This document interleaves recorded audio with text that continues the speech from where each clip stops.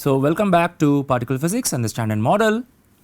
This is lecture 19, and last time we saw why we needed quantum field theory, the language of quantum operators that are functions of position and time that act on Fock space all over the universe. We saw that it explains away very nice features like indistinguishable particles, spin statistics theorem, antiparticles, and so on and so forth, right. And then we wrapped up with an introduction to natural units, and I promised you that it will make life easier. So, you should practice thinking in terms of natural units, and we will now start seeing an immediate application as we start building up some basic things about quantum field theory. Okay. Okay. So, I am going to start with a principle of physics that seems to be very fundamental and yet beyond the grasp of many people, including experts. Nobody really understands why this principle seems to work again and again in nature. It is still an area of active research. Nevertheless, it works for us, and so we use it. Okay. And that is the action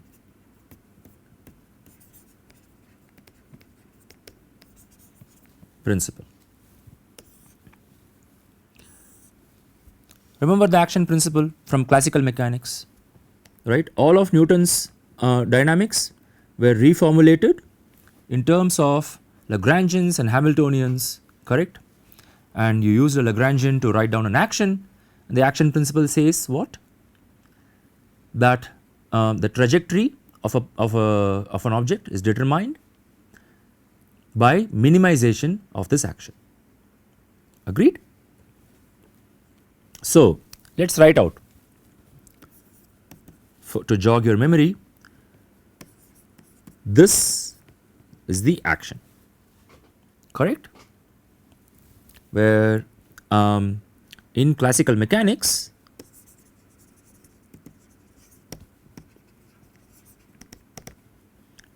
what is the L? That was the Lagrangian. What are T and U? T is the kinetic energy and U is the potential energy, correct? And what happens when you minimize the action?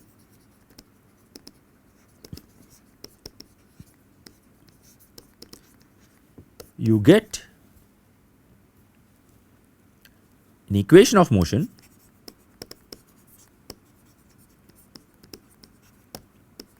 correct, and in the Newtonian dynamics case it turned out to be what? F equal to ma, right? Go ahead and work this out again. Take a simple case, put in a potential energy and convince yourself that this is true, right? And what is an equation of motion also called? The Euler Lagrange equation, correct? And that is, I am just going to write the generic equation of motion. Again, this is all in classical mechanics, okay?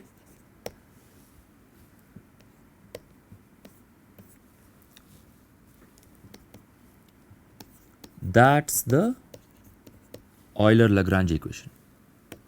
So, I am sure you remember this, right? What are Qi and Qi dot? Qi are the coordinates in the problem, right? When you want to write down kinetic energy and the potential energy, Qi are the basic coordinates that you use. Qi dot are in a sense the velocity or the momenta, the conjugate momenta that you put into the problem, correct? Okay.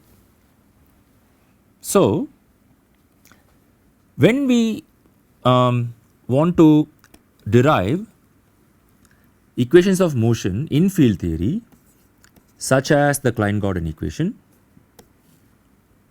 right? We had this correct as the Klein-Gordon equation, I'm just going to start writing phi, okay. Phi is a good symbol to denote fields that don't carry spin 0 fields, okay. And earlier I used to write x comma t, but now I'm just going to write x. Why? Because earlier by x I meant actually the 3 vector x, but now by x I'm going to mean the 4 vector x. So I'm just going to start using x here from here on, okay, because we are already in relativistic theories, correct. So if I want to get equations of motion for fields such as this, then I need to slightly rethink how I write the action, and in particular how I write the Lagrangian involving these fields, okay. So in other words, the Lagrangian will be actually a function of fields, but not only fields. Back here the Lagrangian was a function of derivatives of the coordinates, right. So similarly I can write my Lagrangian as a function of derivatives, however these are 4 derivatives, right. We are in relativistic theory again, so we should think in terms of 4 derivatives. We should put space and time on the same footing, right. So derivatives of fields in some combination and so on, okay. And if you already know the equation of motion, it takes some experience and practice to find out exactly what the Lagrangian is, such that using the Euler-Lagrange equations for field theory, you get back your equation of motion, okay. So can you guess how the Euler-Lagrangian equations would look like in field theory now, just from looking at this? What is the field theory analog?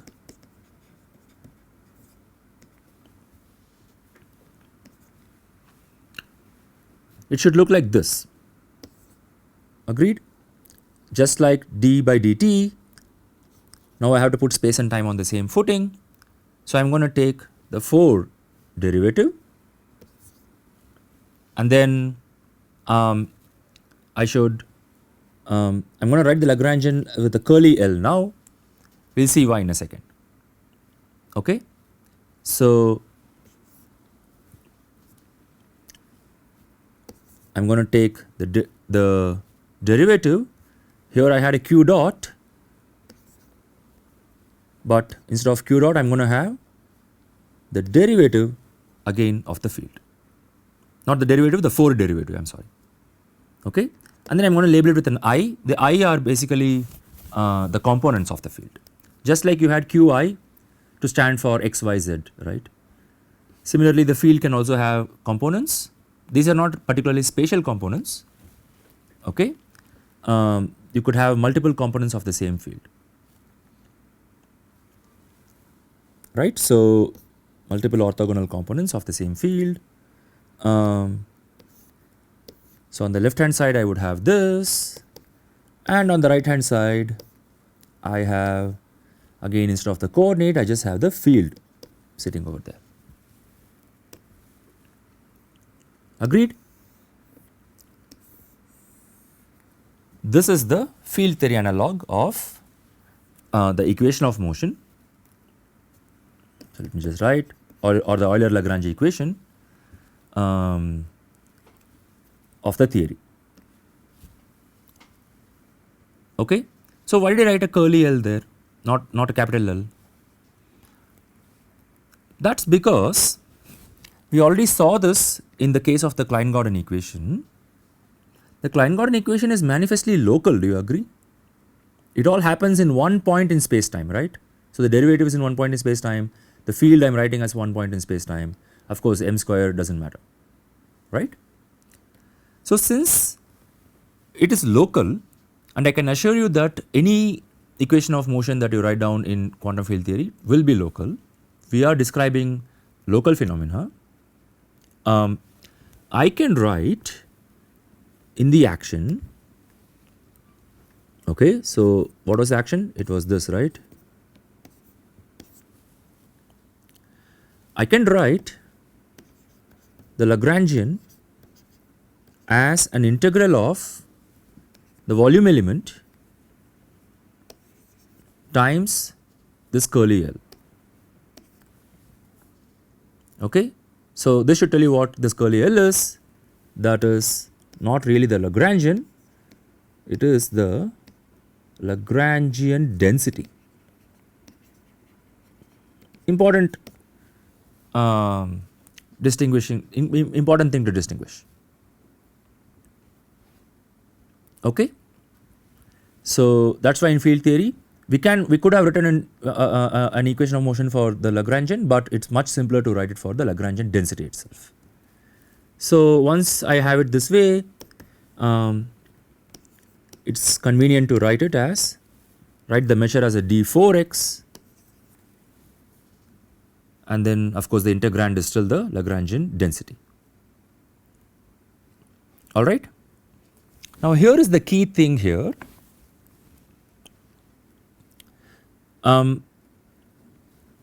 You know what is this measure, is this Lorentz invariant? Of course it is, right? I just said it is all a local theory. So, you know the way by construction here, if I were to go to another inertial frame where I measure where I have coordinates denoted by x bar, that has not transformed. So, that is a Lorentz invariant, correct? And then we just made such a long, I mean we had such a song and dance about the equation of motion, the Klein-Gordon equation in this case having to be Lorentz invariant, right? Both the field was a Lorentz invariant in that case, and the equation of motion itself was Lorentz invariant. In other words, since all of this stems from the action is also Lorentz invariant. It has to be, right? We want a explicitly Lorentz invariant theory. So, that would mean that when you write down a Lagrangian to describe your theory, you better make sure that it is also Lorentz invariant. So, sometimes I will use the word Lagrangian to denote Lagrangian density, okay. That is the general usage. So, sometimes I might slip into saying that, but remember from here on when I say Lagrangian, I actually mean the Lagrangian density, okay.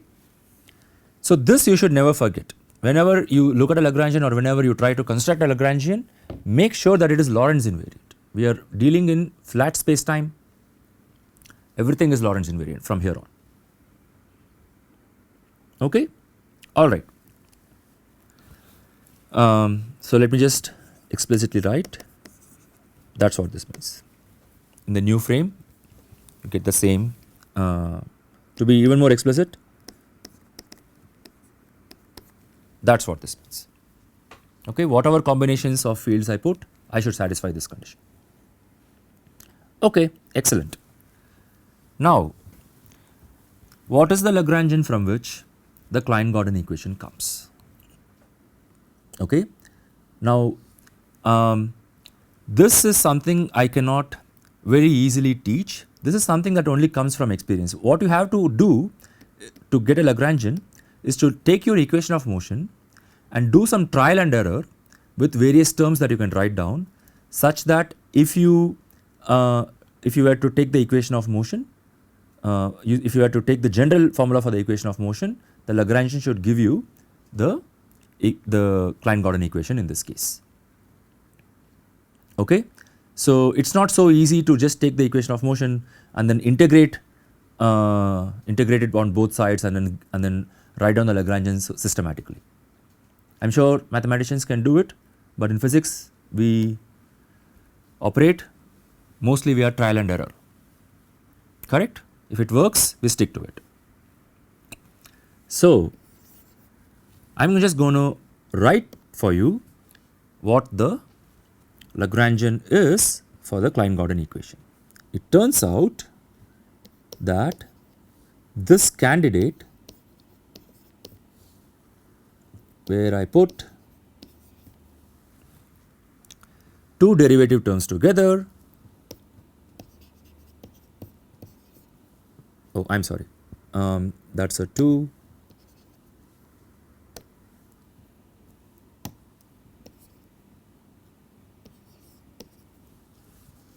okay. You can go and convince yourself that if I take this as the Lagrangian density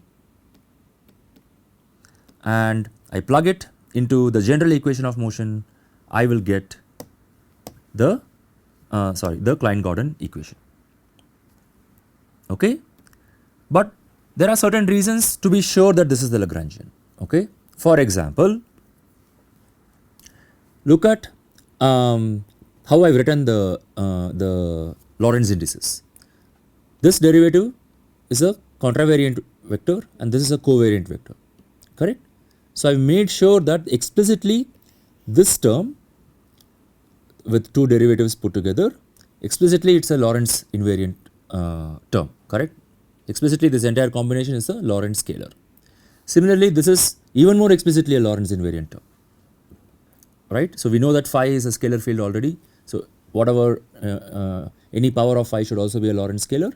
M square is again clearly Lorentz invariant, it is an invariant mass. So this qualifies as a candidate as far as Lorentz invariant combinations go, right. Also notice that I could have normalized this entire Lagrangian, right. I could have multiplied this entire Lagrangian with some number, let us call it kappa, and it would have been fine, right. I could have gone back and plugged this in. On both sides I have the Lagrangian density, on both sides I will just have kappa sitting outside, the kappas would just cancel and I get the Klein-Gordon equation, right. So I chose one particular normalization here, one particular kappa, in this case it is 1, right. And that has to do with what happens with the stress energy tensor and so on.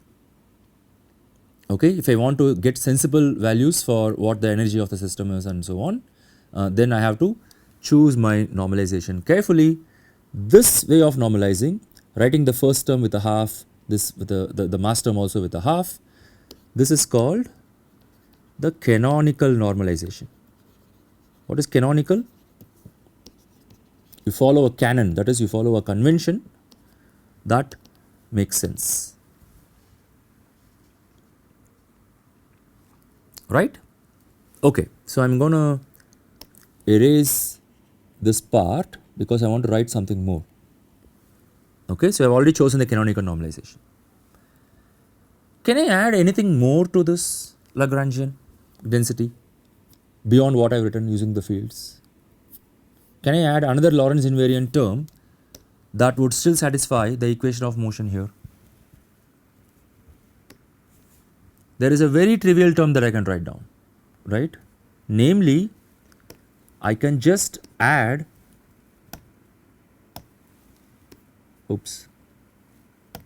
I can just add a simple number, it is just a number, agreed. It does not contain fields is what I mean, right. And of course it is Lorentz invariant because it is just a number, and if I plug it into the equation of motion on both sides I am going to take the derivative, it goes away. So this is something else that you should remember when you write down a Lagrangian. There is not a single term that you should miss, okay. So I believe it is Murray Gell-Mann who said this. In nature, if something is, this is so important, I am writing this down, okay. If something is allowed, it is compulsory. If this term is allowed, you have no option but to write it down. It satisfies the symmetries that you want in your problem, in this case Lorentz invariance. It is a candidate, I mean there is nothing wrong in putting it into a quantum field theory. It satisfies the equations of motion, so you absolutely have to write it down. It is part of your Lagrangian density, it is a physical thing, okay.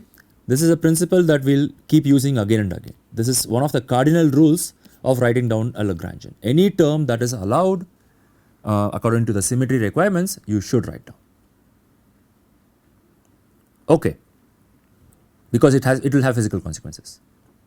Okay, because this is more fundamental than the equation of motion itself. Writing down these Lagrangians that you plug into the action, that is an even more fundamental thing than the Klein-Gordon equation, etc., etc. All right. Now, I kept saying that this omega naught is a number. Do you really mean a number? As in, is it a dimensionless number? To answer that, we should ask the question, is this curly L, this Lagrangian density, is this a dimensionless quantity? No, it is not. How do I know that? This is where our lesson on natural units comes in. Take the action, okay, this is the action, right, okay, oh sorry, okay, is the action a dimensionless number? Of course it is, right? So I'm going to write dimensions, and as you can see, the action itself has dimensionality of 0. That is still a number, right? In classical mechanics it was just a number. Similarly, here also that is still a number. It's a number that you are trying to minimize, right? You want it to be on a stationary point. Okay. In that case, what is the dimensionality of the measure, the integration measure d4x? It has 4 units of length, right? Length and time are the same, remember? So, in natural units, where I am going to express everything in terms of energy, right? So, let me only once I am going to write this explicitly, everything is in units of energy. In these units, the dimensionality of the measure is, what is that? It is just -4. Remember we saw that length and energy had inverse dimensionality, right? So, this is -4. So, then you can answer me, what is the dimensionality of the Lagrangian? That is 4, the Lagrangian density, right? It goes as 4 powers of the energy. Okay. Now from that, you can answer what is the dimensionality of this omega naught term that I have written, this constant term that I have written, right? So, since the Lagrangian density has dimensionality of 4, it means omega naught also has a dimensionality of 4, correct? So, if you think about it a bit, the Lagrangian density is nothing but an energy density, right? After all, this is in classical mechanics, kinetic energy minus potential energy. In a sense, that is what this is, right? So, the Lagrangian itself has units of energy.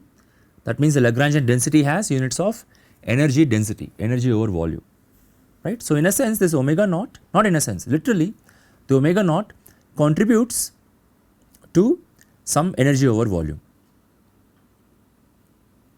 Okay. Now, let us look at 1 or 2 more aspects of this. What is the dimensionality of the field itself? Would the field have any dimensions? Does it carry any energy and so on? It does, right? We know already that the electric field and the magnetic field carry energy, right? Remember the Poynting vector and things like that? Similarly, over here, since the Lagrangian is constructed from these fields, the fields obviously do carry units of energy. In fact, they carry energy and hence they have units of energy. Okay. So what is the dimensionality again? The simplest thing would be to look at this term. Okay, there is already 2 dimensions of mass or energy. That should mean the field square has dimensions of mass squared. So the field has dimensions of 1, right? You can see that from this term also. So there are 2 space-time derivatives, and remember length and time have inverse dimension of energy. So this is inverse length, right? So this is there's an x mu in the denominator, another x mu in the denominator. So again it tallies, correct? The field squared has dimensions of energy squared. So the field has dimensions of 1. Agreed? Now this is true for scalar fields. It doesn't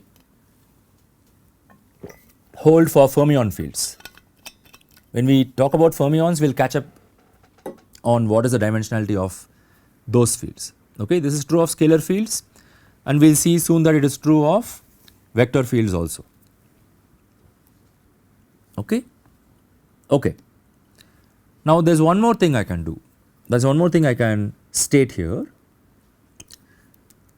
So the Klein-Gordon equation contains 2 terms, right? This is, what is this? This is ultimately what becomes the mass, right? This is what we haven't identified it as such, but that is literally what we mean by the mass of a field, and since particles are excitations of these fields, that is what becomes the mass of the particle also. Okay. Now what is this then? Is it fair to call it a kinetic term, because it acts like a kinetic energy, right? Agreed? That is literally the kinetic energy, although this is it's not just half mv squared, this is acting on both time and space coordinates. So in some sense it is the relativistic kinetic energy, in some sense, right? Not the real kinetic energy. That means I can give these terms a name, right? In the Lagrangian, I can call this whole object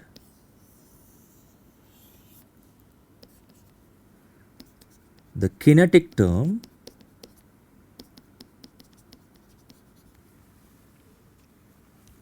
of a Lagrangian. Every time you see a combination of derivative fields, start thinking that is a kinetic term. Why? Because that is what gives rise to the kinetic energy term in the equation of motion. So this I can simply call the mass term, for obvious reasons, right? Okay, this I can just call a constant term. There is always a constant term that you can write.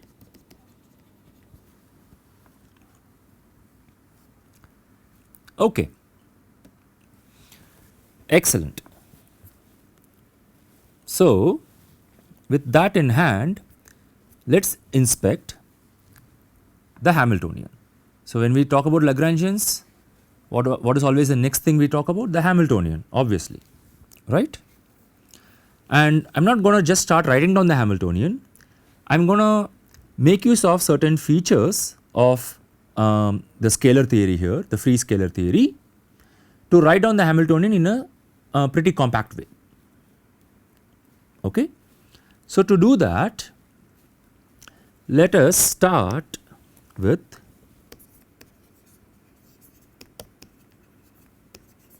solutions of the Klein-Gordon equation.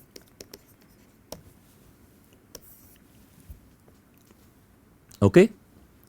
So I did not say this at all explicitly, but it must have been clear from looking at the equation already, right? That it is after all a wave equation, right? A free propagating wave. Agreed?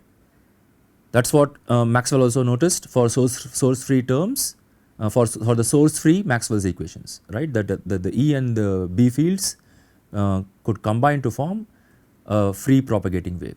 That is exactly what we are doing here also, except this is not a vector field, this is a scalar field, right, only one degree of freedom. So, in other words, a solution that I can write down for the Klein-Gordon equation, in fact a unique solution would be to write it as a plane wave, right, of the form. How does a plane wave look like in general? I can write this k as the propagating momentum, right, and then generically there is a plus or minus, and there is some energy associated with the wave,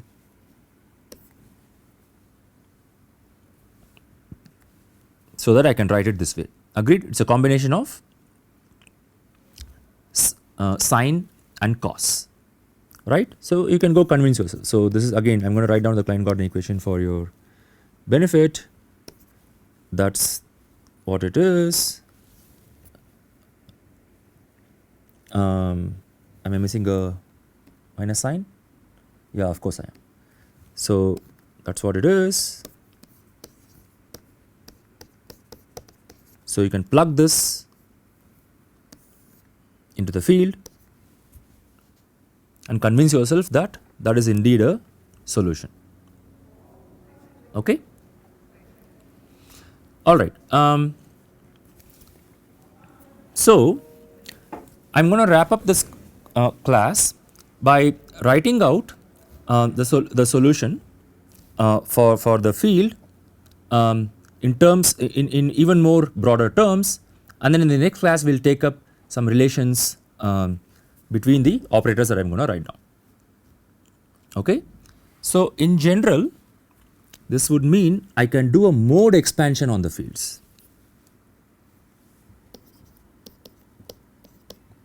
Agreed? And for convenience I am going to separate the x, the 3 vector position from the time, right, because we have already done that when we wrote the plane wave equation, plane wave solution, correct. So, would you agree that I can now write